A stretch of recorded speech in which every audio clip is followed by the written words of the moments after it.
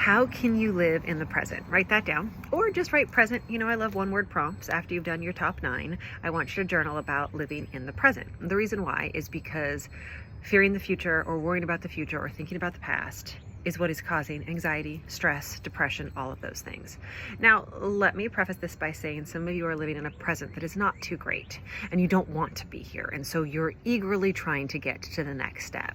But fighting against being where you are right now is going to cause that stress and strain.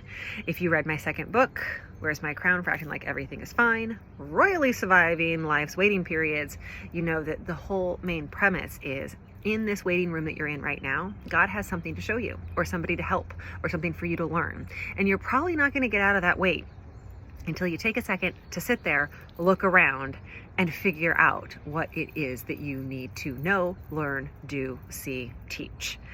And then you'll exit that waiting room, and unfortunately there'll be another one.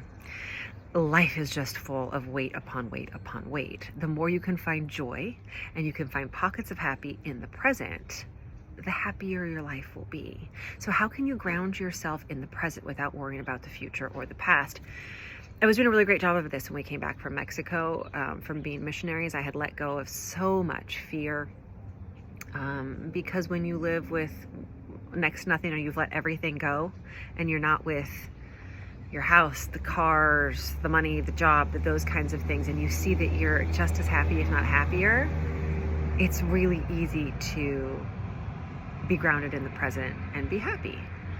But as I've been back for months, the world creeps back in. So I have to keep on reminding myself. So I want you to journal about how you can be present. And that can be things by doing breathing exercises, by first thing in the morning doing your journaling like we're doing right now. That keeps you very grounded in the present. By thinking about one person you can serve today, which we always do. One thing that's going to excite me or that I'm stressed out about, like keeping very, very, very in the present. Let me give you an example. I am counseling a woman right now through adoption, and she's petrified. And she's lost babies in the past, and she doesn't know how she will survive if she loses another baby, and that is robbing her of the joy and experience of being in a situation where she's about to have a baby. She's about to adopt a baby. She's in that wait right now, and she can't enjoy it because she's too scared of the future. So I've helped her with how do we ground ourselves right now. Talking to my birth mom, that was a really, really great experience right now. Picking out a color for the nursery, that was an experience right now.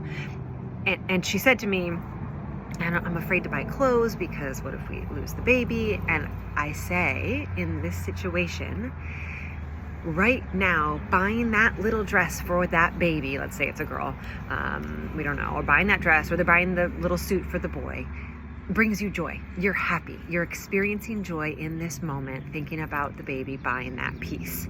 That's a great moment. If a month from now that baby isn't here, you still had that present moment. We don't know what the future will hold. We cannot protect ourselves from the future by trying to protect ourselves right now in the present. Does that make sense to you? So take a situation maybe that you're going through that you are stressed out about, that you're fearful of the future for. Maybe it's a job, maybe it's a relationship, maybe it's a trip. I've had friends who have been super, super fearful of flying, and that robs them of the joy of the now because they're so afraid to get on that plane. And think about how you can be grounded. So in that situation with her, I said, buy the clothes, enjoy it, hold it, touch it, feel it, be excited, smile about it, share a picture with somebody. Be very present. How can you be more present? This is from James. It's my favorite book, I think. Other than Isaiah, I love Isaiah as well. James 4:14. You do not even know what will happen tomorrow. What is your life? You are a mist that appears for a little while and then it vanishes. You do not even know what will happen tomorrow. What is your life? You're a mist that appears for a little while and then it vanishes.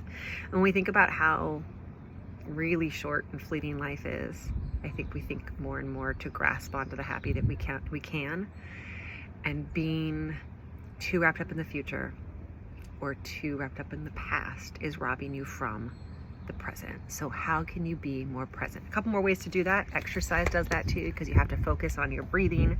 Yoga does that. Meditation does that. Drinking a big glass of water does that. There's some things that you can't do more than one thing at a time. You can't be thinking about the future while you're doing that. So journal some of those ways. How can I be more in the present? And I promise you, by being more in the present, you're going to be a lot happier. Even if you're going through a rough time, even if your present's really hard, there's something that the Lord's hoping and helping you to learn by being in that. God bless.